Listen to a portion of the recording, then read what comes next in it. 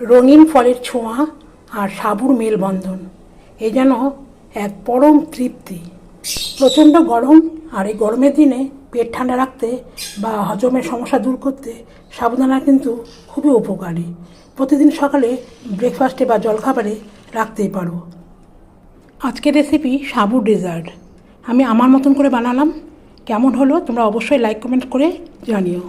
প্রথমে এক বাটি সাবু নিয়েছি আমার ঘরের লোক অনুযায়ী। সেটাকে বেশ ভালো করে 2 থেকে 3 বার ধুয়ে নিয়েছি। বেশ ভালো করে জল ঝরিয়ে নিয়েছি। তারপর একটা বাটি বসিয়ে দিয়ে সাবুটাকে দিয়ে দিলাম। আর এক ওভেনে দুধ বসিয়ে দিয়েছি। এখানে আমি হাফ লিটার মতন দুধ নিয়েছি। দুধটাকে জাল করে নিচ্ছি। সাবুটা প্রায় হয়ে এসেছে। হাত দিয়ে দেখে নিয়েছি নরম হয়ে গেছে। আর দেখো সাবুদানাগুলো অনেকটা সাদা সাদা মতন হয়ে এসছে। তখন গ্যাস থেকে নামিয়ে নিয়ে ধুয়ে নেব। এদিকে দুধটাও জল দেওয়া হয়ে গেছে।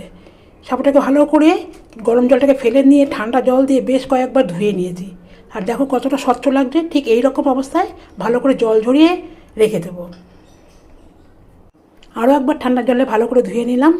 আর সাবগুলোকে দেখতে ঠিক এরকম লাগছে। এদিকে কিছু ফল কেটে নিয়েছি। ফলের মধ্যে রয়েছে আম, কলা, খেজুর, আমসত্ত্ব, আঙুর, কিশমিশ আর কাজু বাদাম থাকলে ভালো হতো। কাজু বাদাম ছিল না, তাই দিতে পারিনি। এই গ্লাসটার মাপে আমি 3 গ্লাস দুধ নিলাম। তার সাথে এক চামচ ভরে পাউডার দুধ নিলাম।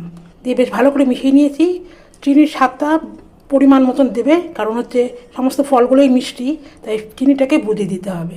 ফুটে উঠলে যে আগে থেকে যে জল ঝরিয়ে রেখেছিলাম সাবুটাকে, সেটাকে দিয়ে দিলাম। দিয়ে বেশ ভালো করে নাড়িয়ে নিচ্ছি। একটু ঠান্ডা হয়ে গেলে সমস্ত ফলগুলোকে দিয়ে দিলাম। অবশ্যই গ্যাস থেকে নামিয়ে তারপরে ভালো করে নাড়িয়ে নিলাম। পুরোপুরি ঠান্ডা হয়ে গেলে 5 থেকে 7 মিনিট আমি ডিপ ফ্রিজে ঢুকিয়ে রেখেছিলাম। যেহেতু একটা স্বাস্থ্যকরী খাবার, তাই জন্য আমি এর মধ্যে আর কোনো বরফ মেশাইনি। 5-7 মিনিট রাখার পরে যে ঠান্ডাটা, সেই ঠান্ডাতেই আমরা খেয়েছিলাম। দেখো নামিয়ে নিয়েছি 5-7 মিনিট পরে। এবার একটা গ্লাসের মধ্যে সার্ভ করে নিয়েছি। তারপর ঠান্ডা ঠান্ডা পরিবেশন করেছিলাম। কতটা লোভনীয় লাগছে দেখতেই বুঝতে পারছো। তাহলে আর দেরি কেন, চটপট রেসিপিটা ভালো করে দেখে নাও আর কালই বানিয়ে ফেলো। আর খেয়ে দেখো কেমন হয়েছে।